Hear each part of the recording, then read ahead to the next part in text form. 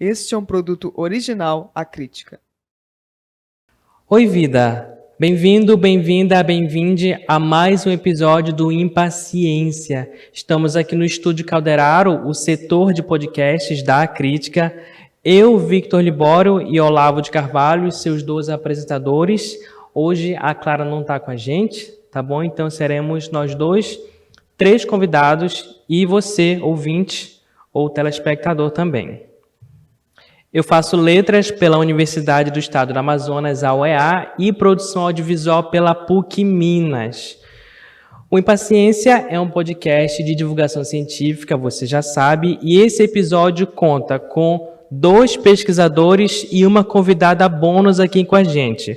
Os 2 convidados são a Roberta de Lima e o Kelvin Maia. Oi, Roberta. Oi, Kelvin. Tudo bom com vocês? Tudo bom, Libório? Tudo ótimo. Que bom.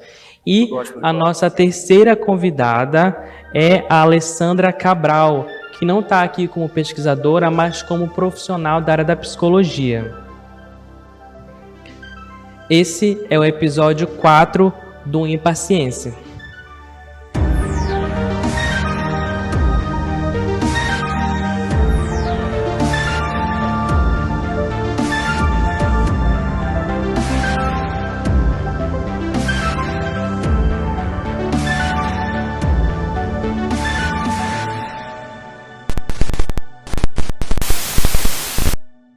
Esse e todos os outros episódios do Impaciência podem ser assistidos e ouvidos. Assistidos no canal do Portal Acrítica no YouTube. E para quem prefere um podcast raiz, os nossos episódios podem ser ouvidos nos principais tocadores de áudio por aí. Spotify, Deezer, Amazon Music, entre outros. A relação de todos os nossos episódios está disponível no nosso site, na aba podcast, ou impaciência.com.br/podcast, onde você também encontra os trabalhos discutidos para download. E no mesmo site, você também encontra informações de como contatar a gente e de como submeter o seu trabalho. Na aba Submissão, impaciência.com.br/submissão, e segue a gente no Insta. E oi, Alessandra, tudo bem? Desculpa, eu esqueci de falar contigo. Como você tá? Oi, tudo bem. Tô bem, agradeço ao convite, né? Vindo aqui fazer parte dessa equipe, desses convidados, e eu vou fazer muitas perguntas, pode ter certeza. A gente está estreando esse formato com um convidado extra. Eu acho que vai ser bom pra gente, eu acho que vai ser bom para todo mundo. Como vocês sabem, o Impaciência se debruça em pelo menos 2 trabalhos diferentes de certa forma, mas parecidos de certa forma. Hoje nós temos trabalhos de cursos diferentes, de linha de pesquisa diferentes, mas com um tema em comum. Não só entre si, mas um tema em comum no sentido de coletividade, no sentido de comunidade. Os 2 trabalhos falam de fenômenos durante o Covid-19, durante a nossa pandemia, a última pandemia em que nós estivemos presentes. E espero que, na verdade, é a última pandemia mesmo, não é? Bom, e agora apresentando de verdade os nossos convidados, nossos pesquisadores. O primeiro trabalho é Covid-19 em Manaus, trabalhadoras domésticas remuneradas, subjetividade e precariedade de trabalho. Esse é um título que eu traduzi livremente, o trabalho é em inglês, a gente vai falar disso. Uma das autoras é a Roberta de Lima, que está aqui com a gente. A Roberta é graduada em Psicologia pela UFC e mestranda em Psicologia pela UFAM, na linha de pesquisa de processos psicológicos e saúde. Tudo certo? Falei tudo certo? Falou tudo certinho. Que bom. O nosso segundo pesquisador é o Kelvin Anderson de Moraes Maia, com o trabalho O Novo Normal, Disputas de Significação na Mídia de Entretenimento Brasileira. O Kelvin é formado em Letras pela Universidade Estadual do Ceará e é mestrando atualmente em Linguística Aplicada pela Universidade Estadual de Campinas. E a Alessandra é formada em Psicologia pela FAMetro, atuando no atendimento clínico já há 8 anos. Vamos começar o episódio, enfim. E eu vou começar pelo trabalho da Roberta de Lima. Ele é um capítulo do livro A Saúde nos Tempos da Peste no Século XIX. E eu vou começar te perguntando como é que foi a experiência de fazer um trabalho internacional, porque é o único trabalho, é o único capítulo em inglês. É o teu primeiro capítulo publicado? Em livro, não. Na verdade, é o terceiro capítulo publicado. Mas em inglês, sim, é o primeiro, né? E esse livro, ele é uma iniciativa do programa de psicologia, do programa de pós-graduação em psicologia da UFAM, que convidou tanto os professores como os orientandos para construir capítulos para essa coletânea. E ele ser inglês é exatamente para ampliar a questão da divulgação científica e desse trabalho que a gente acredita que é tão importante. Sim. E como é que se deu... Eu sempre pergunto, na verdade, como é que se deu a escolha do tema, porque a gente recebe muitos autores de TCC, e aí há sempre aquela luta por um tema, né, e por orientador também. Nesse caso, vocês foram mais escolhidos pelo tema, né? Como é que aconteceu isso e como é que aconteceu também os trâmites para juntar os outros pesquisadores e como é que foi chamada para fazer parte do grupo? Perfeito. Eu sou mestranda em psicologia e eu pesquiso trabalho feminino. Então, quando eu entrei no mestrado, a Ariel, que é uma das autoras, já fazia pesquisa sobre trabalhadoras domésticas remuneradas aqui em Manaus com a Covid, dentro da perspectiva da Covid, né? E aí, isso já resultou até em um artigo que vai ser publicado agora em junho. E quando eu entrei, o meu orientador e da Ariel é o mesmo professor. E aí ele me convidou exatamente pela similaridade, né, de trabalho feminino, de pesquisar sobre trabalho feminino. E então eu entrei como agregada nesse trabalho, né? Não é uma questão que era inicialmente minha, mas eu me apaixonei no sentido de que essas mulheres, essas trabalhadoras, elas têm camadas de sofrimento que é diferenciado de outras mulheres, de outras trabalhadoras em outras linhas, porque elas são invisibilizadas. E a condição de precariedade delas, na questão do trabalho, piorou durante a Covid-19. Quando a gente pensou em escrever esse capítulo, porque houve o convite para todos os docentes do PPG-PC, o meu orientador, que é o professor Ronaldo Gomes Souza, ele tinha acabado de participar de um evento sobre gênero no Reino Unido. E aí ele conheceu muitos pesquisadores da área, muitos professores, e convidou o professor Mark Burton para participar. Em que sentido?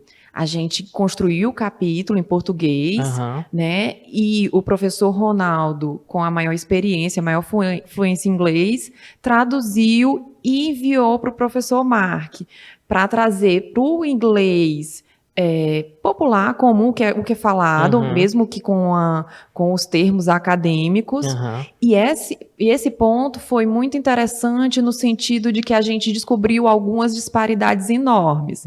Por exemplo, um questionamento que ele tinha era falar trabalhadoras domésticas remuneradas, porque dentro da cultura inglesa, a mulher, né, a pessoa que trabalha de forma remunerada no trabalho doméstico, ela não é considerada uma categoria de trabalhador.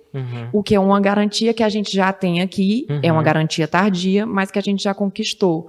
Outra coisa que ele não conhecia, ele ficou totalmente em dúvida, foi o direito do 13º trabalho, do 13º salário.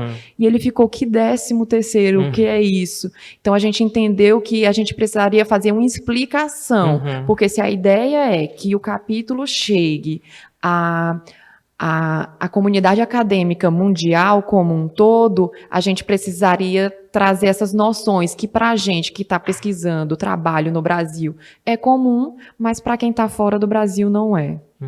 Eu ia te perguntar também justamente sobre esse processo de inclusão do Mark Burton no trabalho, como é que aconteceu essa educação de como é Manaus para ele, de como as coisas funcionam aqui e como é que ele percebeu a crise da falta de oxigênio aqui também? Como é que vocês passaram a situação aqui para ele? Eu acredito assim, eu não tive contato com o professor Mark, Uhum. quem teve foi o meu orientador, que é o professor Ronaldo, e eu acredito que ele devia saber pelo que passava, mas eu acho que ter contato com o artigo, né, com o capítulo, trouxe para ele um outro olhar, o olhar do real, né, do que estava acontecendo para além do que era passado na mídia, né? Então, eu não sei qual foi a reação dele, mas eu entendo que ele teve essa possibilidade de conhecer a partir do artigo. Falando em mídia, agora eu passo para o Kelvin, que repetindo o título do trabalho é O Novo Normal, Disputas de Significação na Mídia de Entretenimento Brasileira. Kelvin, como é que tu chegou a esse tema ou como é que ele te encontrou? Bom, Libório, no meu caso, eu já venho pesquisando sobre a mídias, né? Principalmente as mídias de entretenimento, certo? E as mídias também que não são tão conhecidas, né? Como as mídias ninja, né? Como as reportagens que nós temos, que não fazem parte do mainstream, certo? Por exemplo, né? A minha pesquisa durante a graduação foi justamente ver como foi visto, né, por essa mídia que não é do mainstream, o que foi, né, o impeachment da presidente ou da ex-presidenta Dilma. Né?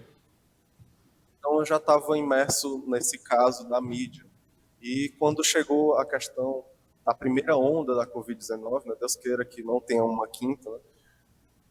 Mas durante a primeira onda eu já estava imerso nesse processo. Então eu pensei, não, vamos tentar ver o que é esse processo que está acontecendo. E a mídia mainstream, principalmente a Globo, ela falava sobre o que era o novo normal.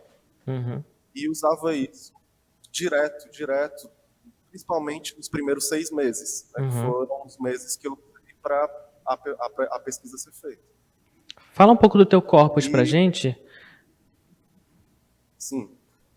O meu corpus, no caso, né, eu utilizei de vários episódios, primeiramente os primeiros 9 episódios que foram feitos na TV Tem, né, que é a TV lá de São Paulo, da Globo. E esses 9 episódios foram feitos justamente durante os primeiros 9 meses, ou nos primeiros 6 meses da Covid-19. Então, eu pensei em utilizar primeiro esses 9 episódios, que eles faziam parte de um monólogo do apresentador, que é o Daniel Mark, né, o apresentador do programa O Novo Normal. E é muito interessante porque a Globo estava tentando lançar o que era esse novo normal para todo mundo, em todos os programas, de jornais, em todos os programas. E isso, principalmente nesses primeiros 9 episódios, foi visto de maneira assim exorbitante, porque ele tentava montar juntamente com as notícias que saíam pela própria Globo semanalmente. E a pesquisa teve essa primeira etapa, e a segunda etapa teve um corpus que foi da outra metade do programa, né, que foi de julho até nosso dezembro. Entendi. Então, outros 6 meses, que a gente chama de segunda onda da Covid-19. Né? O que aconteceu nesse segundo momento? Esse segundo momento, nós percebemos que o que aconteceu, né? O programa ele mudou totalmente de onda. Ele tentou focar na questão do retorno, né, ao trabalho, né, fazer aquele retorno de abrir as lojas, né, de voltar a vender como vendia antes. Né, e isso se tornou o que é o novo normal. Né? Que é O trabalho não pode parar, né? Isso, o trabalho não pode parar. E ainda mais, né? O que a gente gasta, o que a gente compra, né, aumentou exorbitadamente, né? Foi de uma maneira muito assim, não grave, né, mas foi de uma maneira muito, essa mudança foi muito muito forte, né? Porque primeiro ele queria preparar as pessoas, a questão da Covid-19, né? Mostrar que estavam pessoas morrendo, né? E aumentando, e aumentando, e a outra metade do programa, simplesmente as mortes sumiram, né? Hum. O entretenimento foi somente para a questão de voltar às vendas, voltar ao Uhum. trabalho, etc. E, Entendi. infelizmente, né, a mídia mainstream não dá espaço, né, para esse processo de humanização. Entendi. E você, Alessandra, como é que foi ali, como é que essas ondas afetaram o teu trabalho? Tu atendeu mais gente, tu atendeu menos gente, mais mulheres, menos mulheres? E como é que a pandemia afetou os teus pacientes? O que é que eles trouxeram de novo que pacientes diante da pandemia não levavam para ti? Falando, nossa, vocês falando parece que passou um filme, né? Uma frase que você falou, o trabalho não pode parar. Uhum. Trazendo uma outra classe de trabalhadores, na verdade, os próprios psicólogos. Então, nesse momento que iniciou para falar sobre pandemia, ainda mais aqui em Manaus, eu estava trabalhando, né? Estava trabalhando em uma penitenciária. E aí eu pensei, não, nós não vamos ter que voltar ao trabalho por um tempo. Então, estava falando em quarentena, né? E aí, quando veio aquele, o seu trabalho é essencial, né? Agora é o momento de estar dando esse acolhimento, verificar como é que vai vir os pacientes, o familiar, como é que vai ser realmente esse isolamento. E aí, também atendia no consultório esse medo, né? Tá, esse isolamento, essa quarentena vai demorar quanto tempo? Uhum. Que eu E acho aí que era essa o frase, maior o desespero, né, trabalho, né? Alessandra? Na época que a Isso. gente não O sabia trabalho não quando pode é que isso parar, ia né? acabar. Uhum. E aí, inicialmente, né, todo mundo parou e disse, nossa, eu precisava desse tempo, Ah, e 15 2 dias, semaninhas de né, 30 férias, né? dias, 40 dias, isso. E aí depois foi ficando assim, penoso, né, foram arrastando correntes e tal, mas a preocupação mesmo, trazendo, né, pro trabalho aí, né, que a Roberta colocou nesse livro, que é sobre, sim, eu atendi, né, porque vem até em busca de atendimento no consultório, foi onde eu mais atendi também online, Uhum. essa busca de mulheres, né, um público mais feminino que vem com a demanda de ansiedade, preocupação, esse medo, né, do futuro, medo da morte também, né, porque é uma coisa que ninguém sabia o que realmente estava acontecendo, né. Então veio muita procura com essa demanda, né? E agora o que a gente tem que começar a verificar é esse transtorno pós-traumático, né? O quanto que essa ansiedade, depressão e tudo vem dessa parte realmente desse impacto negativo da Covid, né? Uhum. Em qual penitenciária foi, Alessandra? Eu trabalhava na UPP, no Puraquequara. Eu também trabalhei na UPP por 1 mês e meio. Como estagiário de letras, eu dava aula para os internos. E deixa eu te perguntar, como é que tu percebia a precariedade ali? Tu que já estava antes da pandemia, eu acredito, ou tu entrou já na pandemia lá?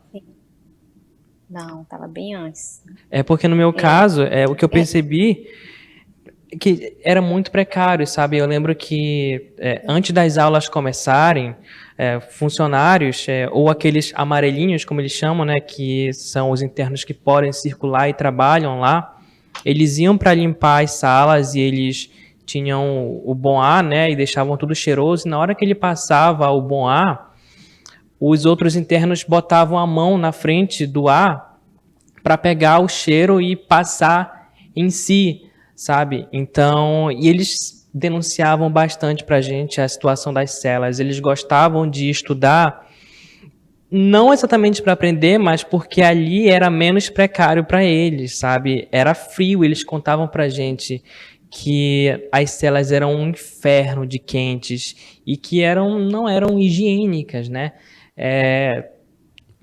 Como é que isso afetou? Houve uma diferença ali? Quando eu entrei, isso estava pior? Como é que era antes? Tá. Quando veio já a pandemia, a Covid, naquele momento, eu já utilizava a máscara. E já Uhum. utilizava o álcool para fazer a higienização tanto do espaço quanto das mãos, né? Lavar as mãos e tal. Por quê? Porque dentro da penitenciária, o que mais tem também é tuberculose. Não sei se Uhum. você, né, soube que teve, acho que foi 2019 ou 2018, teve vários casos, né, tanto dentro da penitenciária, sobre a tuberculose. E ali a gente precisou já começar a utilizar as máscaras. Então, quando veio o Covid, né, já utilizávamos alguns dos funcionários, né, os colaboradores, e essa procura pelos internos da máscara, do álcool, como é que nós vamos fazer esse isolamento, esse distanciamento social, se nós vivemos dentro de uma cela, né, onde a gente precisa dividir tudo. E aí foi preciso mesmo falar sobre higiene, também tinha, né, a remissão pela leitura, não sei se você Sim, eu chegou fazia parte do a projeto. participar. Sim. E aí nós levávamos para a biblioteca ou para aquelas salas de aula. Uhum. E era um momento também que eles diziam, né, nossa, é um momento de paz, porque colocaram ar-condicionado naquelas salas lá da biblioteca. Então, assim, foi um momento que realmente já era precário, né? A situação de higiene ali. E ficou mais preocupante, porque precisávamos atender e a preocupação, ele não está usando máscara, eu estou usando máscara, até que ponto eu posso me distanciar e como é que eu posso fazer um acolhimento do paciente, porque, né, o atendimento psicoterápico é de acolhimento, né? Eu preciso olhar nos olhos, eu preciso ver o comportamento, né? E você, o próprio profissional, eu falando por mim, tem com medo também, né? De pegar, de levar para casa. E tudo isso passou, todo esse medo. Por isso que eu falei que assim, a Roberta falando e o Kelvin falando também sobre como as pessoas tentavam transmitir essa notícia, né? E como tentavam também as empregadas domésticas, né? Eu não posso parar de trabalhar, né? O trabalho não pode parar. Mas aí como é que também eu vou ficar... Atendi algumas pessoas que precisaram morar na casa dos patrões, né? Das pessoas ali que empregavam, porque ela não podia fazer esse translado, que todas as vezes era com ônibus, né? O transporte público. Entendi. Roberta, foram 6 entrevistadas, né? Conta pra gente sobre essa experiência. Tu chegou a entrevistá-las? Não, quem fez a entrevista foi a Ariel, porque faz parte do programa de pesquisa do PIBIC, né, que ela faz, que ela já é bolsista. Tanto que essa pesquisa aí são as 6 primeiras, mas ela está sendo ampliada e está acontecendo mais entrevistas. Entendi. E como é que tu recebia esses relatos? Vai muito com o que a Alessandra falou, assim. Primeiro que essas mulheres, elas fazem parte, elas são muito identificadas com o que a gente pensa das massas de mulheres trabalhadoras domésticas remuneradas, que são, a maioria, mulheres, né? Mulheres negras, ou na verdade, e na nossa pesquisa apareceu uma se autodeclarando indígena. Então são mulheres não brancas, que vem de uma precarização da educação. Normalmente elas têm essa atividade como se fosse, bem entre aspas, uma herança, né, familiar. A mãe foi trabalhadora doméstica, e elas seguem porque é uma continuidade, o que é infeliz isso, né, porque você não consegue superar esse ciclo de pobreza, e não pelo trabalho doméstico, mas porque ele é muito mal remunerado e ele é precarizado.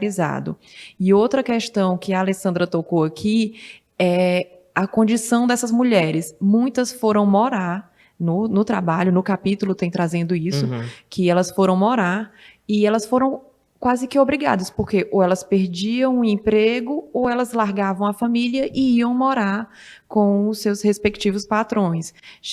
Tem um caso aí de uma das trabalhadoras que ela passou a ser a cuidadora total, porque ela morava com idosa, e era só ela e a idosa. Os filhos não se aproximavam, só iam visitar no final de semana, de 15 em 15 dias, e ela ficava como a principal responsável.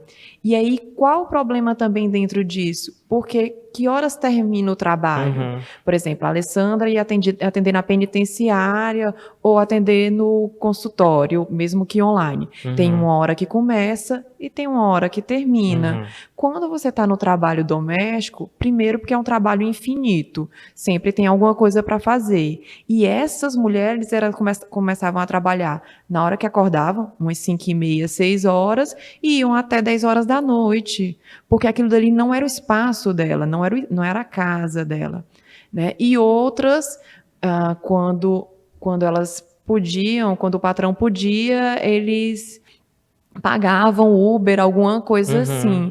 E o que a gente percebe no relato, na análise das entrevistas, é que isso era uma forma de proteção da família empregadora e não da trabalhadora. Uhum. Tá entendendo? Então, tinha essa condição. Eles não queriam perder, né? Aquela mão de obra. É a mão de obra da impossibilidade de você cuidar da sua própria casa, arrumar, né? Cuidar dos filhos, das crianças, porque aí você perdeu a rede de apoio, porque não tinha mais escola, as escolas estavam suspensas, as atividades suspensas, né? Então, você tava mais gente dentro de casa, então sujava mais, e tudo isso, essas mulheres ficavam responsabilizadas. E quando elas tinham a oportunidade de voltar para casa, chegavam em casa e elas iam fazer o trabalho doméstico da casa dela, né? O retrabalho, a questão do retrabalho. Essa coisa de delas passarem a morar nos espaços, eu lembro muito eu não vou lembrar o título do trabalho, mas na UEA nós falamos de trabalhadores subalternos. A gente estava falando de dois irmãos, do Milton Ratum, em que a gente tinha ali a Domingas, que é a empregada doméstica, e é muito engraçado porque muitas vezes, quando eles passam a morar ali e fazer parte da rotina da família, essas pessoas são consideradas partes da família, né? Mas elas estão num quartinho separado, elas não comem junto com a família, então na hora da mão de obra, na hora de manter essas pessoas, elas são da família, né? Mas, se a gente for parar para pensar, se a gente precisa lembrar, se a gente precisa afirmar que aquela pessoa é como se fosse da família, a gente está, na verdade, dizendo que ela não é, né? E aí justifica esse quartinho separado, ela comer separado também, então chega a ser desumano. Né? A justificativa de ser parte da família, na verdade, é uma justificativa tradicional brasileira, da cultura brasileira, que vem da nossa cultura escravagista. Quando a gente diz que ela é parte da família, sempre é para negação do direito dessa mulher. Nunca é porque, assim, você é da minha família e se você for para o hospital, eu vou te levar. Se você ficar internada, eu vou ficar com você. Aí não, aí ela busca a família dela. Não é no cuidado dessa mulher. É para que ela sinta uma forma de gratidão com a família empregadora e aí não exija seus direitos, 13º, carteira assinada, hora extra.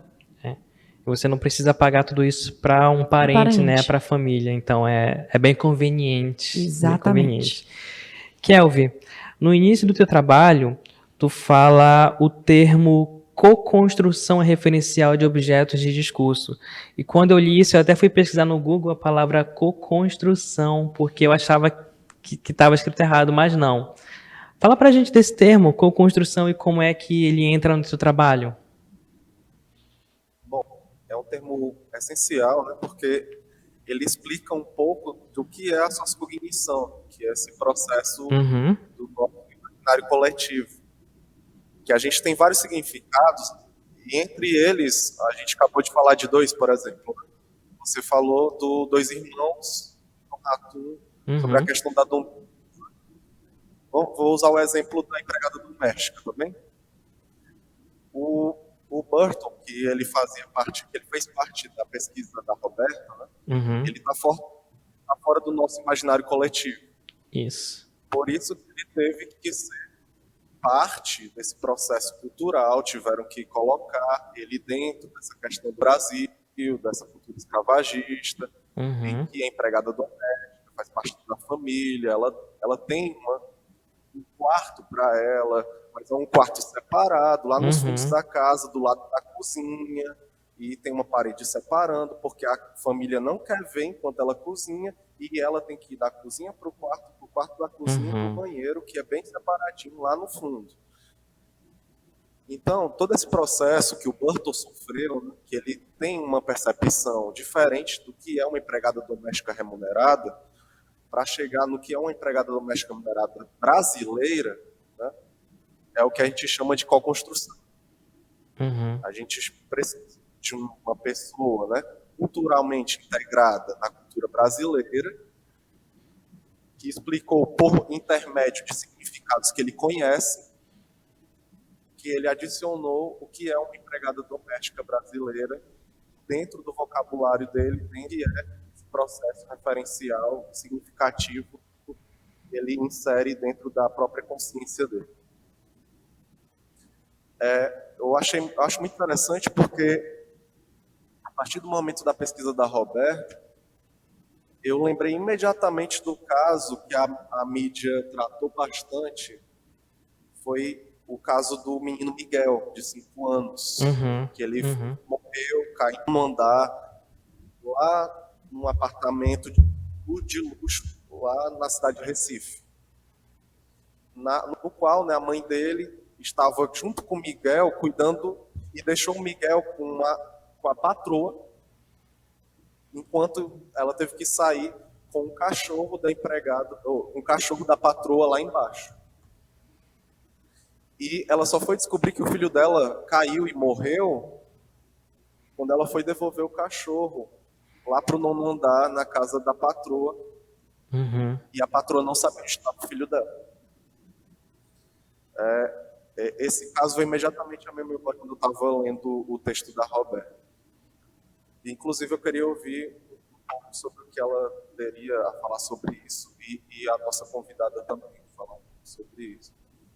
É um caso que mexeu comigo bastante. Ainda mexe porque esse caso não foi terminado, não chegou à júri ainda. Então, é algo que a gente realmente precisa discutir, porque durante a Covid-19, como o que a Roberta falou, né, elas voltaram ao século XVIII, ao século XIX, que foi aquele momento escravagista de que a empregada vivia junto com os patrões. Entendi. Alessandra, Roberta. Quer começar, Alessandra? Senão eu posso começar. Falando sobre, até para você te dar uma deixa aí, né, Roberta? É assim, o que me lembrou o teu trabalho? Na verdade, foi aquele que, acho que foi no Rio de Janeiro, que foi a morte daquela empregada doméstica que ela pegou a Covid da patroa, que tinha viajado. Né? Então, isso que eu lembrei também. Então, assim, esse, como ele falou, esse imaginário, né? Eu imagino, conheço essa cultura, que a gente está falando de algo que acontece aqui no Brasil, né? E, então, assim, a gente consegue visualizar, né? Até mesmo porque quando a mídia traz, ela traz da forma que ela é contada, né? Perfeito, perfeito. Exatamente. O Kelvin falando, eu lembrei exatamente dos dois casos. Quando ele falava do caso Miguel, eu lembrei do caso, eu esqueci o nome dela, mas foi a primeira pessoa que morreu de Covid no Brasil, que foi uma trabalhadora doméstica que pegou Covid da patroa que tinha vindo da Itália e acabou pegando. Então, isso mostra a descartabilidade da vida dessas mulheres e de seus familiares. Quem, em sã consciência, deixa uma criança de 5 anos sozinha no elevador, um elevador que ela não conhece, de um prédio que ela não conhece? Isso se fosse uma mãe, se fosse um pai, é negligência, é crime, mesmo que não tivesse tido esse final trágico, né? E a patroa não teve esse cuidado.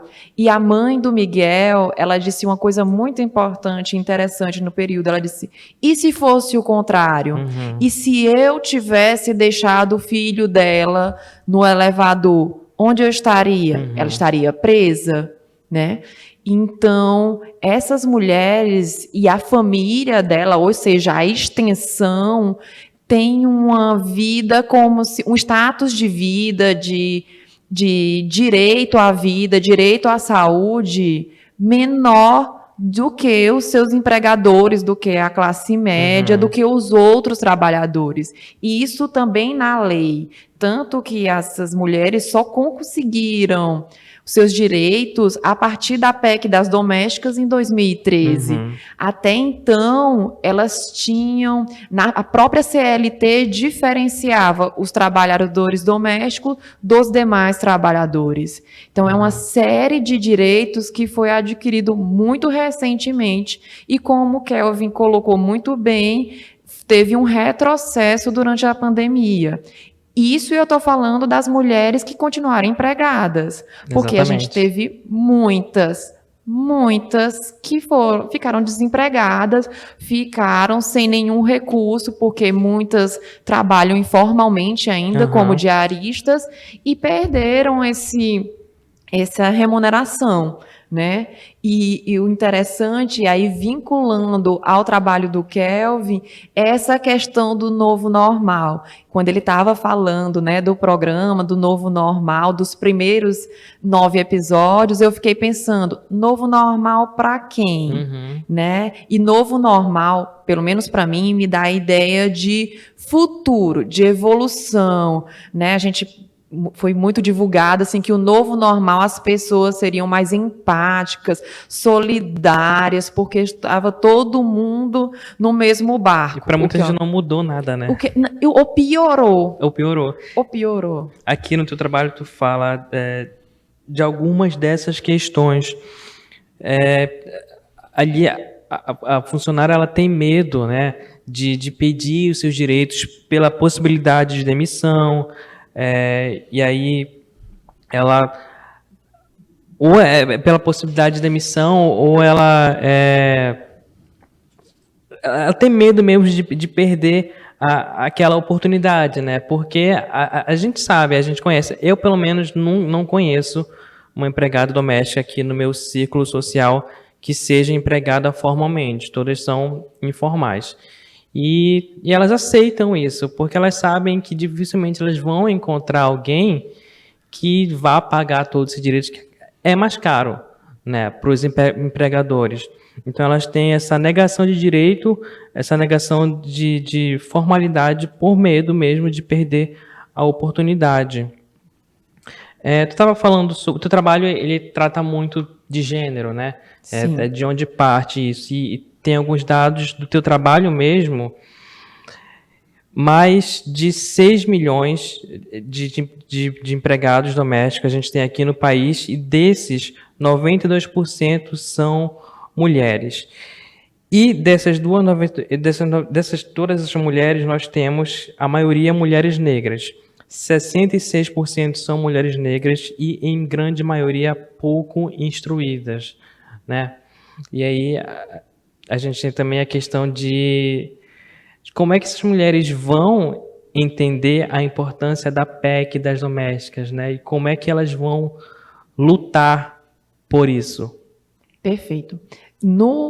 Uma das perguntas que a Ariel fazia nas entrevistas era exatamente isso, sobre os direitos trabalhistas, e todas tinham conhecimento, mas ter conhecimento dá um pouco de força, mas se o Estado não usa isso enquanto não respalda essa força para essas mulheres, elas acabam fracas. E é isso, como você disse, algumas, eu acho que na verdade é só uma, tinha o trabalho formal, seletista, mas mesmo assim ela fazia hora extra, ela não tinha o FGTS dela recolhido, ela sabia disso, mas ela não questionava, porque perder isso é perder tudo. É melhor, assim, bem no senso comum, é melhor eu ficar calada e ganhando o pouco para suprir as minhas necessidades da minha família do que não ter nada. Principalmente no momento da Covid, porque isso virou barganha, assim, não quer, pode ir embora.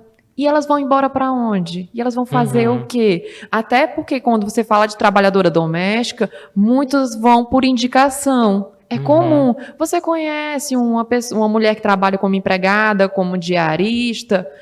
Isso é comum em grupos de família, grupos de condomínio. Então, aí elas acabam tendo medo até de serem estigmatizadas como péssimas trabalhadoras, como trabalhadoras ruins, porque querem os seus direitos. E aí é a ausência do papel do Estado mais forte. E essa é uma pergunta para todos aqui no episódio. A que vocês associam o fato de 92% de profissionais domésticos pagos aqui no país, remunerados aqui no país, serem mulher? Eu posso iniciar isso? Pode começar.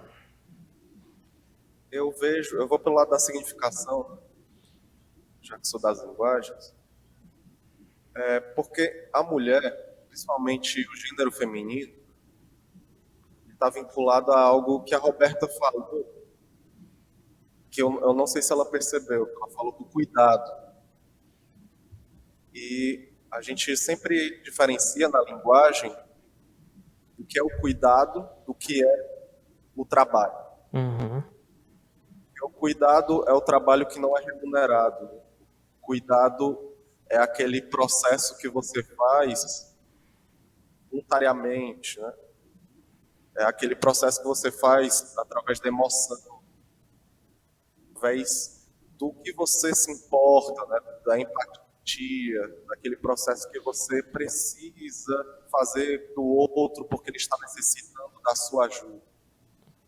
Enquanto o trabalho, né, ele invoca a razão, ele invoca a questão de que você está fazendo não porque o outro necessita, mas porque o outro tem o poder aquisitivo de ter aquele processo com você. É um processo muito mais racional. E, tendo isso em conta, né, o gênero feminino na nossa sociedade brasileira, muito machista e escravagista, vê a mulher negra como esse objeto maior que possa vincular toda essa questão do cuidado para o outro. E é por isso que o trabalho doméstico ele é tão valorizado e precário. Porque ele não é valorizado, não é algo valorizado. Às vezes a empregada doméstica é ela quem cria o filho da patroa, ela quem cuida da casa, que cuida do marido, às vezes sabe muito mais da vida cotidiana da patroa do que a própria patroa. E o que é isso, né? Tem como racionalizar esse trabalho? É muito difícil você conseguir dividir, né, separar cognitivamente essas duas questões, né? A questão emotista racional, ou a questão aquisitiva, né, do dinheiro, a questão do cuidado. Eu vejo bastante esse processo de dificuldade da separação. E pela questão muito mais, né, machista e, repito, na escravagista, que a mulher negra é tida como esse objeto principal desse processo. E é por isso que elas precisam, né, a pergunta que você fez para a Roberta, de elas não conseguirem se articular, é por isso que elas precisam se empoderar nesse processo, né, e se juntarem, né, mesmo que não seja um sindicato, né, um processo sindicalista, mas que elas possam, né, tratar de maneira horizontal entre elas, que se uma não aceitar, né, esse processo de cuidado, você vai ficar só mais 2 horinhas cuidando da vovó, ela também faz parte da sua família, você faz parte da nossa família. E ela começar a dizer não, e a patroa dizer, se você não aceita, tem quem aceite. E ela dizer, não, a outra também não vai aceitar. Por quê? Porque nós estamos vinculados e estamos seguradas pela PEC, né, pela lei. Se todas tiverem essa mesma linguagem, né, esse mesmo discurso uníssono, né, com certeza elas serão mais fortes, mais empoderadas. Uhum. E quem sabe, né, a mulher negra poderá estar, né, em outros lugares, né, além desse trabalho doméstico.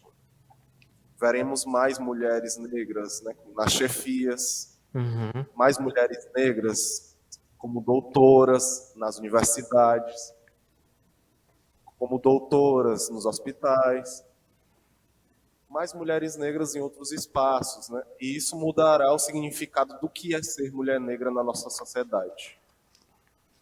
Exatamente. Exatamente.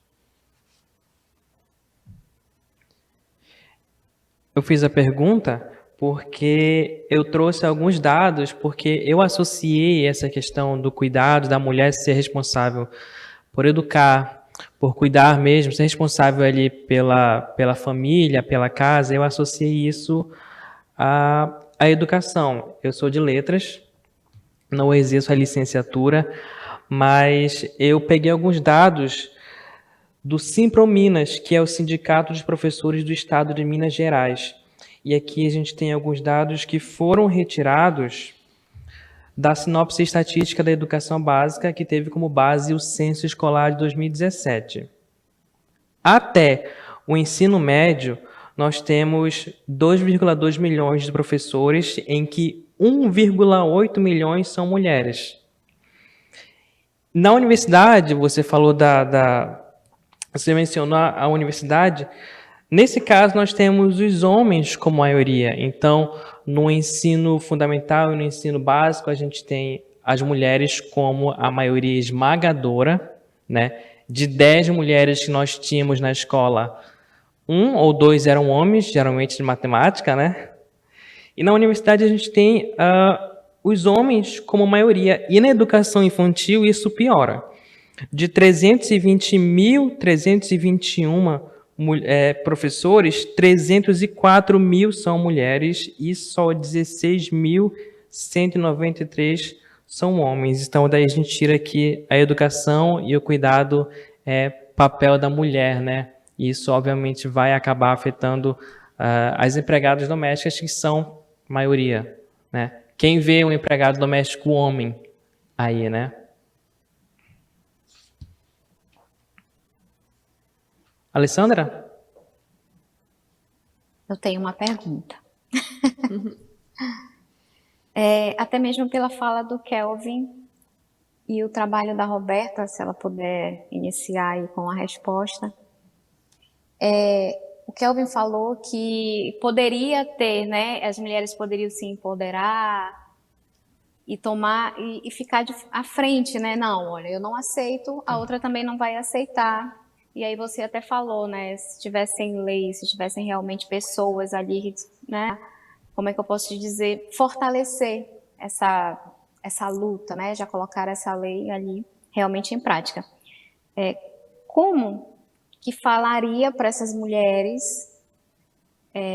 vamos lá, vamos lutar e diga não, já que você falou, né, que algumas são indicadas, alguns chefes, patroas, empregadores ali, eles barganham. Eu conheci uma empregada doméstica que sim, ela assinaram a carteira dela, mas quando veio o tempo da pandemia, barganharam, na verdade. Falaram que iam demiti-la e tal. E aí, ali era o momento o quê? Do ganha-pão dela, né? Por que elas aceitam receber abaixo da remuneração? Porque é a sobrevivência, né? A maioria são mulheres que não estão com os pais dos filhos, né? Elas que são ali o alicerce da família. Então, elas acabam aceitando essa barganha do chefe, né?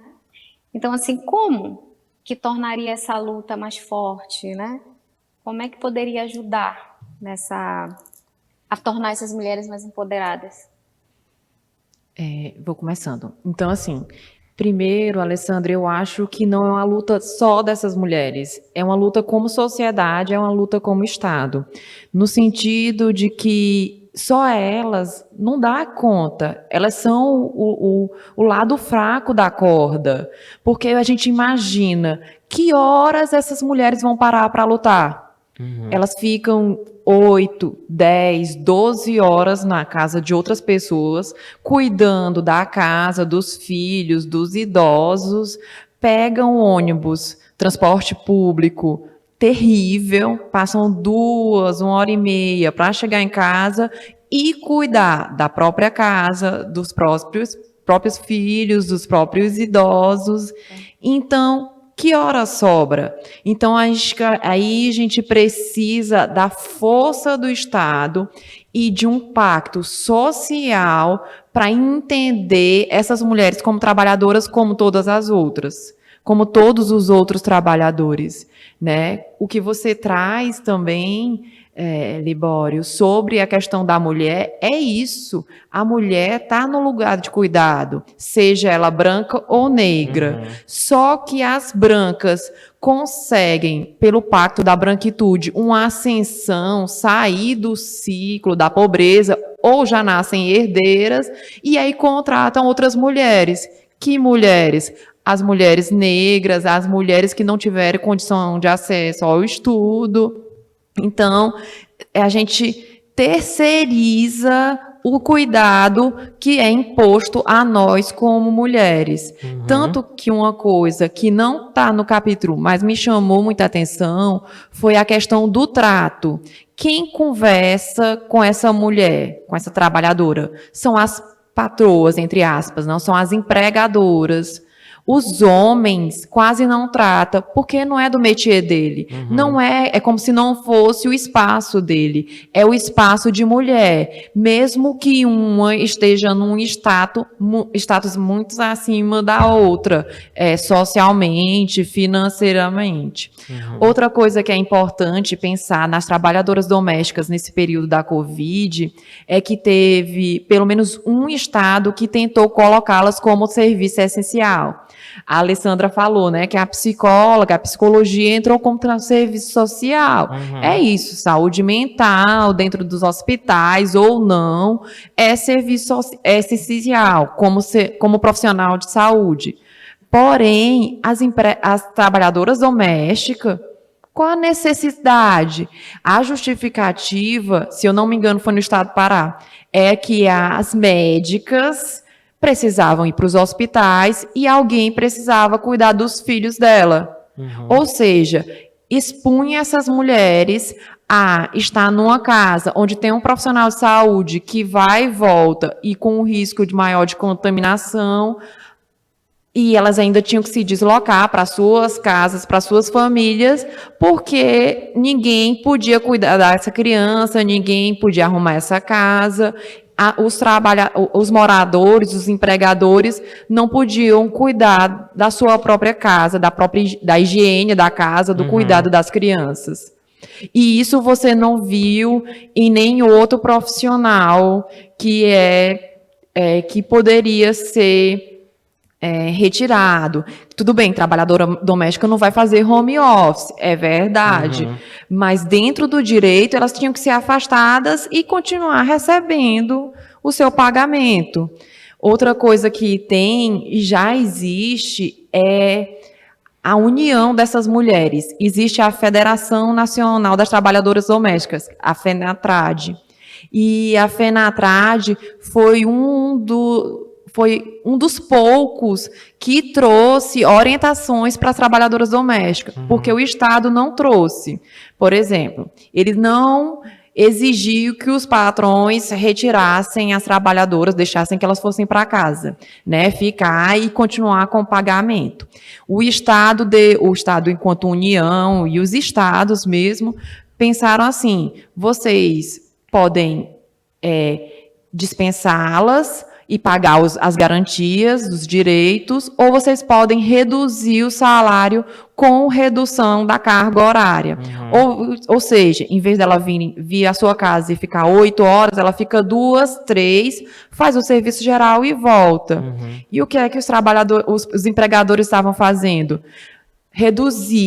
Faziam essa flexibilidade do contrato, mas exigiam que elas ficassem o tempo integral. Uhum. Ou demitiam mesmo e o Estado deixou. E o Estado não disse, tudo bem, elas vão trabalhar, mas elas precisam, o empregador precisa fornecer o face shield, a máscara, a luva. Não, elas eram responsáveis pelos seus próprios equipamentos, né? O EPI, equipamento de proteção individual. E a FENATRAD foi e colocou algumas orientações, porque o Estado mesmo abandonou essas trabalhadoras. Uhum. Agora, Kelvin, vou passar para ti. Fala pra gente do teor do Novo Normal, do programa Novo Normal e dos episódios que tu analisou, e aí já também adiantando um pouco dos seus resultados, de como a análise do discurso foi inserida e a sociocognição também. Perfeito. Eu não sei se eu consigo responder essa pergunta em poucos minutos, sinceramente, mas tudo bem. Vamos lá. Vou devagarzinho. Os primeiros episódios, como eu falei, nos primeiros 9, eles estavam tentando tatear o que seria o novo normal. Uhum. Preparar o público, né? Era quase como se fosse uma terapia, assim, pela TV, sabe? Terapia à la Globo. Então, o apresentador, né, o Daniel Mark, ele ia lá, fazia a graça dele, fazia a comédia dele, né? Dizia, eu quero um novo normal. Olha, como está sendo difícil trabalhar em casa, né? Você teve que comprar um computador, olha como o computador está caro. Né? Tal, faz aquelas piadinhas, né, que a gente já conhece da Rede Globo. Certo? E o novo normal foi criado, né, ou foi, de certa forma, montado, né, o significado dele para nós, né, a partir desse processo. Né? Trazer os problemas, né, cotidianos de conviver com uma pandemia, né, com lockdown, né, diário da Covid-19, e junto com isso, né, trazer para o que pode ser você conviver com isso diariamente por mais tempo. Por quê? Porque esses primeiros 9 episódios a gente não sabia por quanto tempo seria o lockdown. Uhum. Eu havia bastante medo disso. Até então, né, até haver, em julho, pelo governo de São Paulo, uma nota que dizia que o lockdown iria acabar, né, em São Paulo. E poderia voltar, né, os trabalhadores a trabalharem, né, de forma normal, né, indo para os seus trabalhos, né, mediante ao passo que eles usam álcool em gel e a máscara. Ou face shield em alguns casos. Certo? Então, o que ocorreu? Com essa mudança, né, traz o próprio governo, né, o próprio Estado, né, a Globo percebeu, não, peraí, a gente tem que mudar esse negócio. Né? As pessoas já sabem o que é o novo normal, elas estão passando 6 meses em casa, não é possível que elas não saibam o que é isso. Então, o que é que eles fizeram? Né? Eles tiveram aquele significado, primeiro, do que é o novo normal, como um dado. Né? Antes, eles tentavam co-construir o que seria o novo normal, por essas questões das dificuldades, de como seria voltar no dia a dia, do cotidiano. Após os 9 episódios, eles já tiveram aquele significado como dado e disseram, né? Não, vamos focar em coisas mais para frente. Eles tiveram um pensamento que a Roberta teve. Né? O novo normal, para ela falou que tinha a ver com o futuro. De fato, eles trouxeram, né, o que seria questões futuristas, né, para o que seria o novo normal. Então, eles trouxeram questões de o que seria o minimalismo. Para quem não sabe o que é o minimalismo, né, é um tipo de pensamento, né, capitalista. Você compra somente o que você precisa e você não precisa ter algo que a gente chama de privado. Né? As coisas não são mais suas, você compartilha, né, com os demais. Você não vive mais numa casa alugada. Você compartilha um flat, certo? Você mora com várias pessoas dentro do mesmo cômodo, mas é muito mais confortável. Né? Por quê? Porque você está dividindo todo aquele processo, né? Você está dividindo a comida com todo mundo, a energia, a água, etc. É melhor, né? Financeiramente para os envolvidos. Você não mais trabalha no home office, né? Você pega, né? Você aluga um escritório que já tem outras 10 pessoas trabalhando nele. Então você está fazendo coworking, né? Que eles chamam. Uhum. Então vocês estão trabalhando juntos, num lugar compartilhado, né? Então ele traz isso, né? O novo normal é esse processo de você compartilhar com os outros, né? Para você melhorar o seu próprio status financeiro, né? Você conseguir conviver com essas precariedades, né? Com esse momento difícil de crise constante financeira, certo? Então esse processo, né, traz para a gente também a questão futurista, né, o que seria, né, no futuro, né? Agora trazendo para a questão da empregada doméstica, né, e isso eu deixo como uma pergunta mais para frente, provavelmente a gente pode retomar isso nas pessoas da Alessandra e da Roberta. Já com esse coworking, o que seria, né, a pessoa da empregada doméstica, né, nesse processo? Já que no futuro, né, nós teremos, e nós já temos, né, cuidadores que não são mais pessoas, mas são robôs, né, androides, né, Uhum. que a gente chama. Isso já acontece na Alemanha, certo? Na Alemanha, no Japão, certo? Por quê? Porque eles têm um déficit, certo, de habitacional de pessoas jovens. Isso já acontece, certo? O que seria o futuro, né? O futuro numa sociedade em que a empregada doméstica não é que ela seja mais necessária, mas que ela seja, né, muito mais confortável você comprar robô doméstico do que empregado, né? Já que o robô não cansa, né? Ele vai estar trabalhando 24 horas, né? Ele não vai precisar de todas essas questões que a empregada doméstica retém.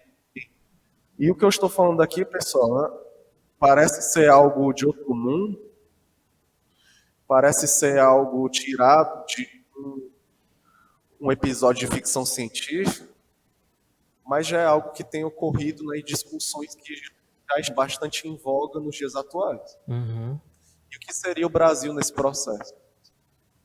Né? E terminando a questão dos resultados, né, que eu obtive na minha pesquisa sobre o novo normal.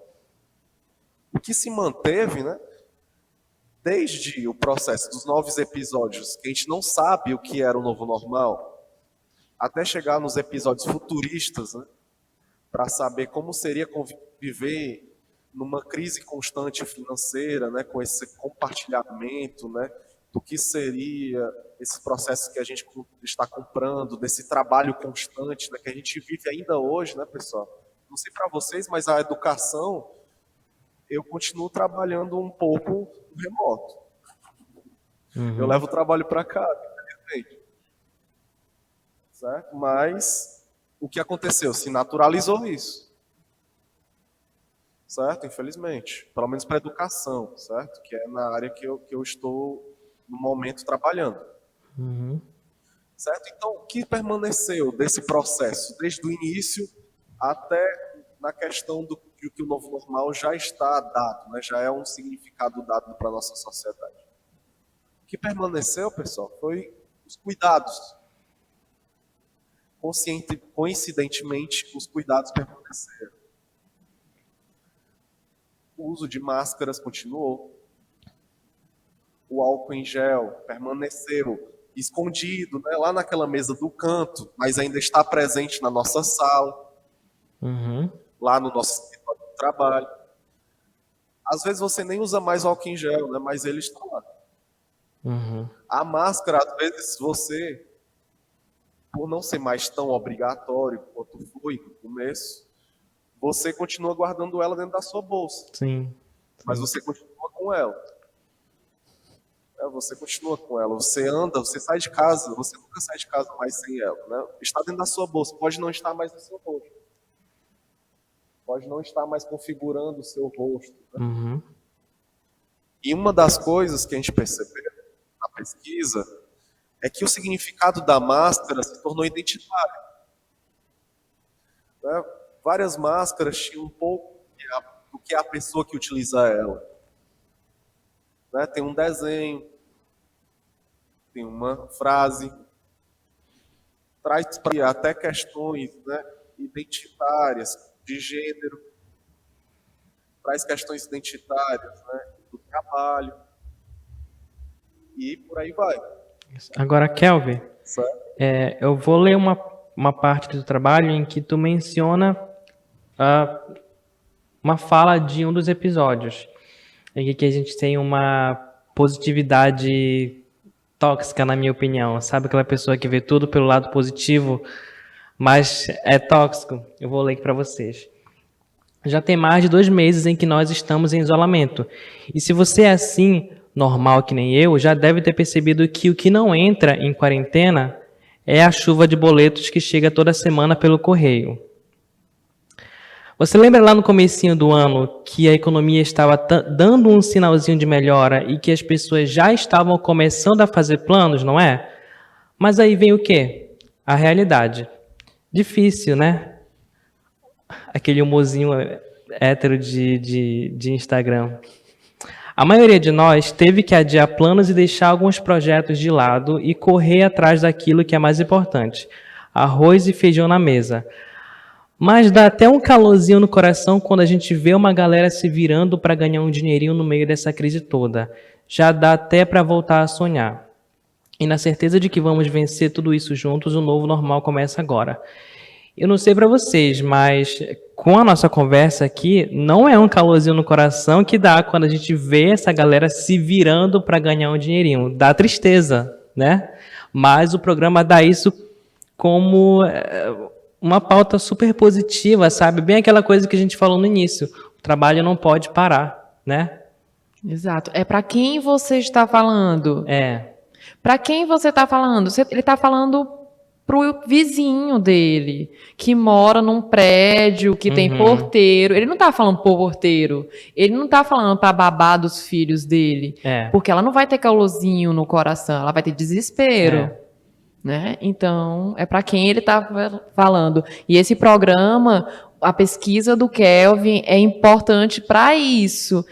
Esse recorte, porque é uma TV aberta, é um programa que passa para todo mundo e vende uma narrativa que é falsa. Que é falsa porque não atinge a maior parte da população. Hoje a gente tem mais de 30 milhões de pessoas passando fome e mais milhões em insegurança alimentar. Que quentinho no coração. Exatamente. Não tem quentinho no coração, só se for de raiva. Exatamente. Eu vou ler agora também uma parte do teu trabalho, da fala de uma das entrevistadas sobre o transporte, né? A gente teve a decisão da prefeitura, que foi uma das piores decisões tomadas na pandemia, de diminuir a frota de ônibus, né? Esperava-se a diminuição da circulação de pessoas na rua, mas não mudou nada e os ônibus só acabaram mais lotados ainda. E que a gente tem numa tradução livre e simultânea minha, desculpem se cair qualquer coisa aqui. Bom, porque agora eles tiraram muitos dos ônibus de linha e aí a gente entra aqueles ônibus cheios de gente, lotados, tudo muito apertado. Eles tiraram os ônibus e agora é mais difícil de chegar ao destino. Então, a gente teve aqui um tiro saído pela culatra, né? Porque a gente não teve, nem todos os chefes pagaram Uber para as suas empregadas. Mas aí todo mundo que depende de ônibus sabe que foi um tiro pela culatra, foi uma coisa que piorou ainda mais a circulação nas ruas, que não diminuiu, na verdade. A gente teve diminuição de carro, a gente teve uma diminuição de gente que pode ficar em casa para trabalhar, de casa, ou que pode simplesmente não trabalhar. Mas nesse caso, a gente teve só uma intensificação da precariedade do trabalhador subalterno, né? Exatamente, porque o Kelvin não é aqui de Manaus, mas aqui, Kelvin, o transporte público já é problemático. A gente já tem áreas da cidade que não chega. As áreas mais ricas, por exemplo, aqui dentro do Vieira Alves, pouco ônibus passa. Uhum. E a justificativa que eu já escutei muitas vezes é assim: ah, mas é bairro de rico. Eu digo, mas quem trabalha é pobre e precisa do Exatamente, ônibus. E o transporte público, ele não é para o pobre, ele é para todos.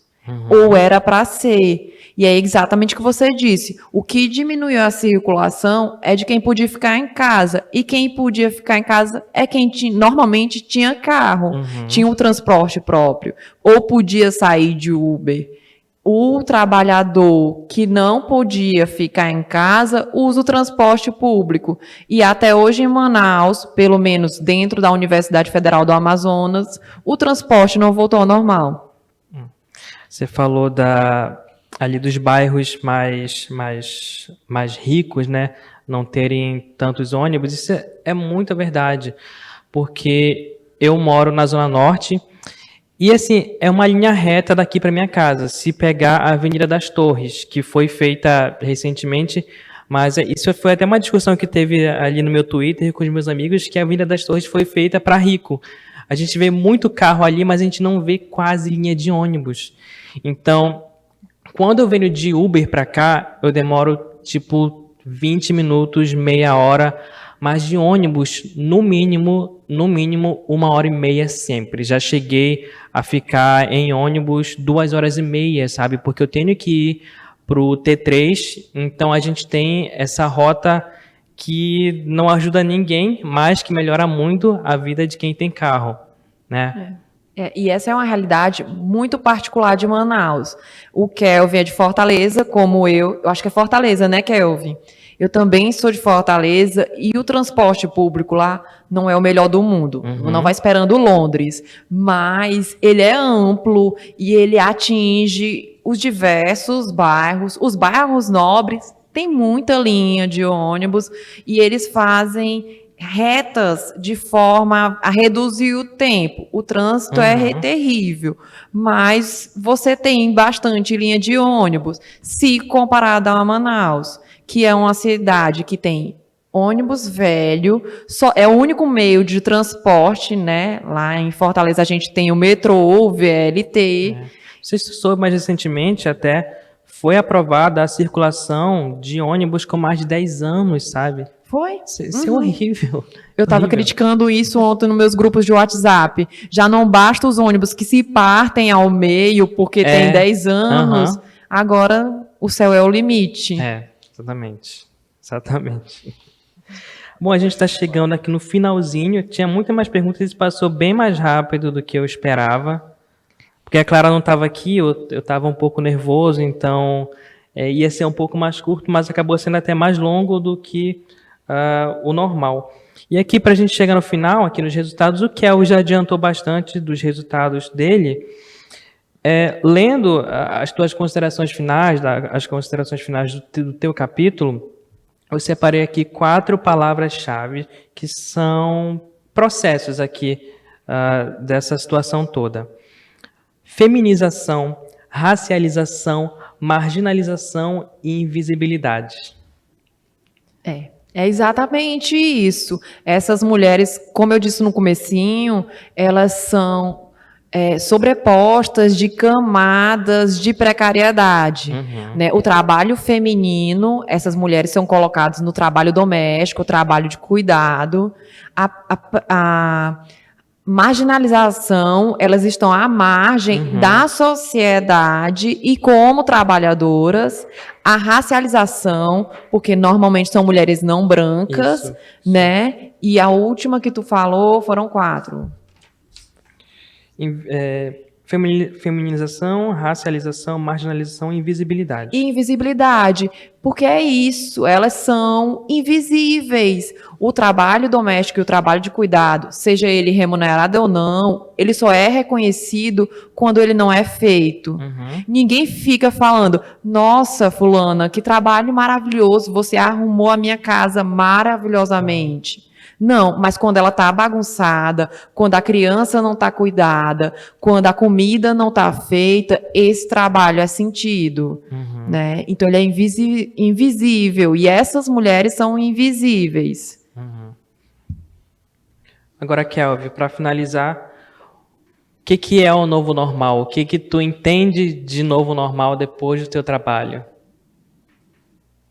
Ótima pergunta.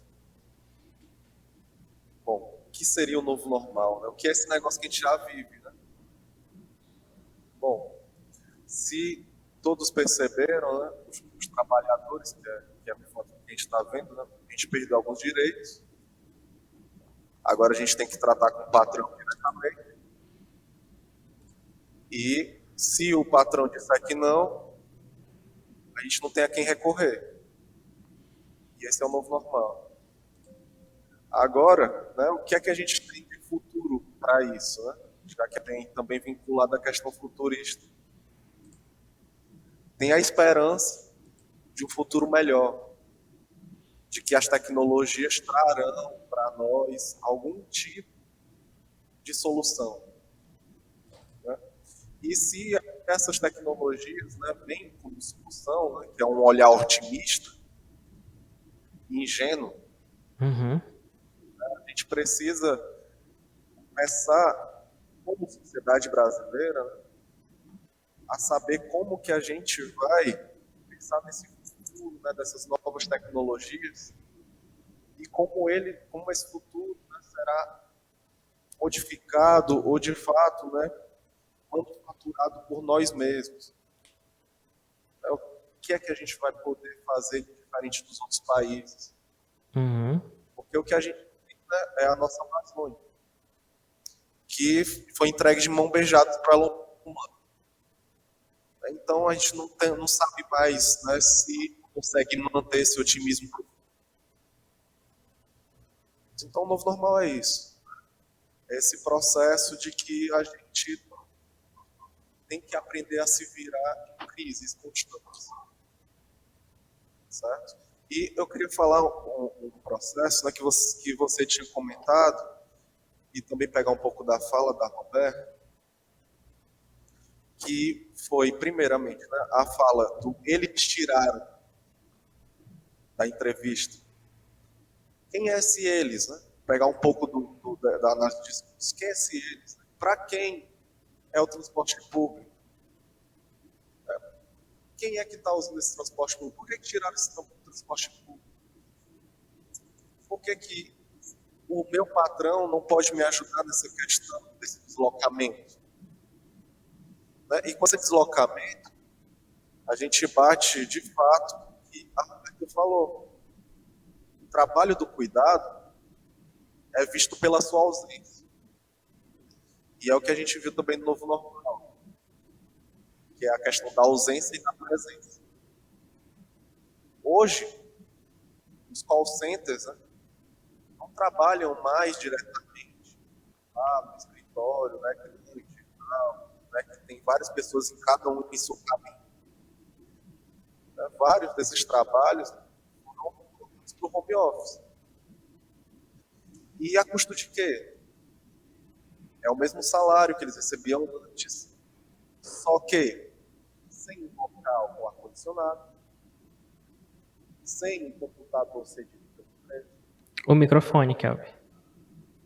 Sem o computador cedido pela empresa, sem as pausas, né, sem nenhuma das questões que eles tinham antes do trabalho presencial.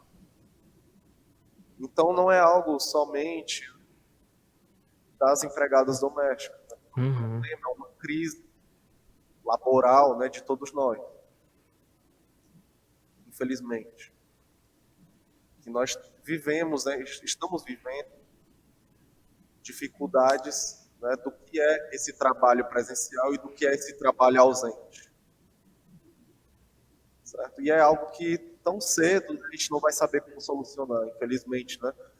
Infelizmente é algo, né, que nós pesquisadores viemos, né, e estamos aqui para ver, né, essas lacunas que a nossa sociedade apresenta.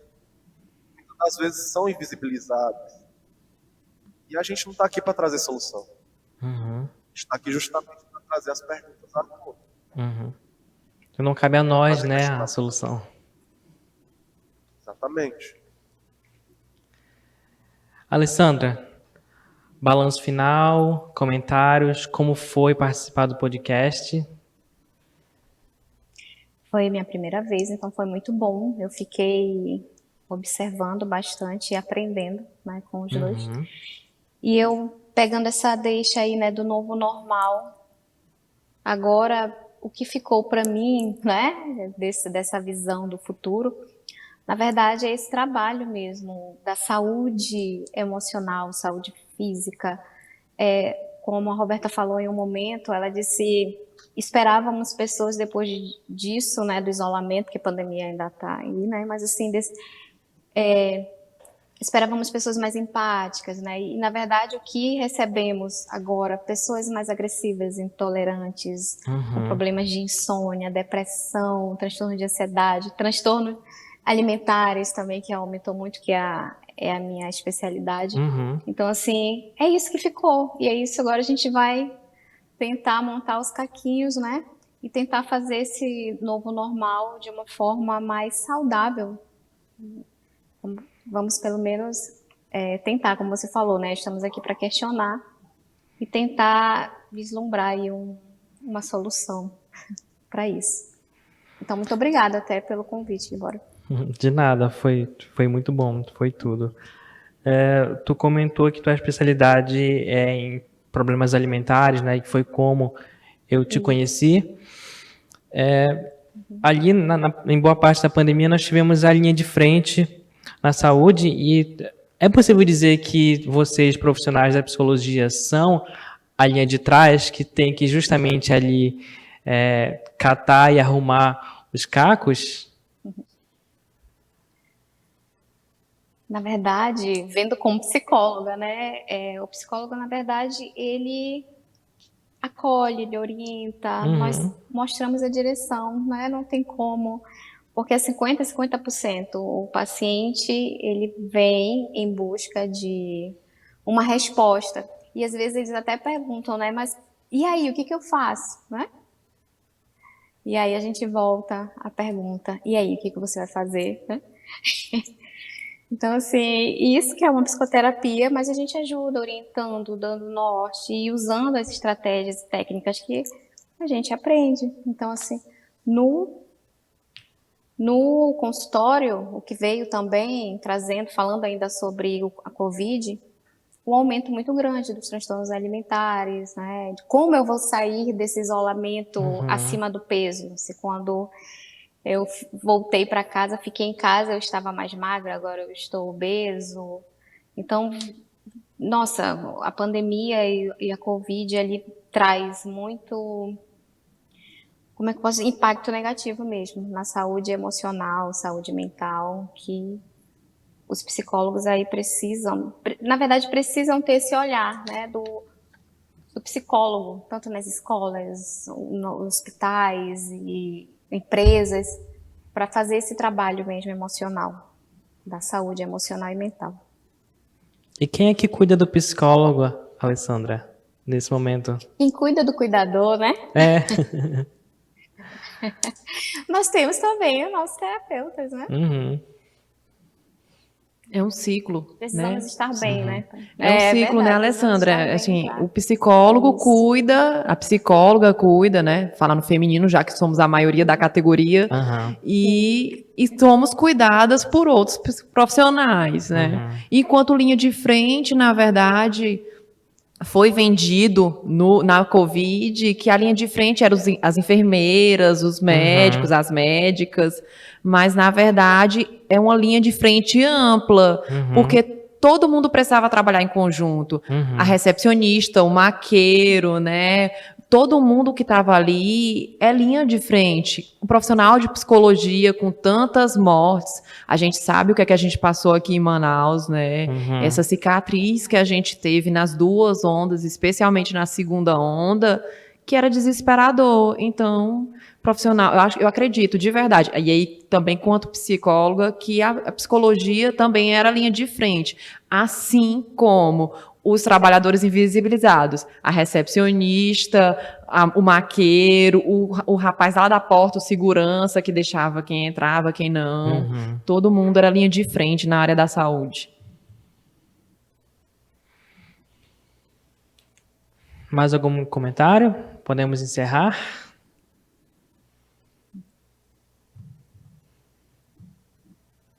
Bom, vamos lá então. Esse foi mais um episódio do Impaciência.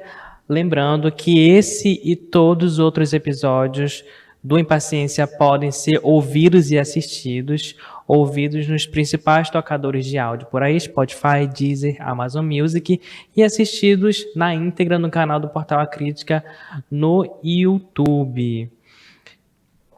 A relação dos nossos episódios está toda disponível lá no nosso site, impaciência.com.br/podcast, onde você vai encontrar os trabalhos disponíveis para download, e onde você também pode encontrar informações de como submeter o seu trabalho, tá bom? Na aba submissão, impaciência.com.br/submissão, e segue a gente no Insta. Gente, muito obrigado pela presença, obrigado Alessandra, obrigado Kelvin e obrigado Roberta. Obrigado, gente, foi muito bom, de verdade. Eu que agradeço. Um grande abraço. Tchau, gente, se cuidem, fiquem bem. Beijos. Tchau, gente, ficamos por aqui.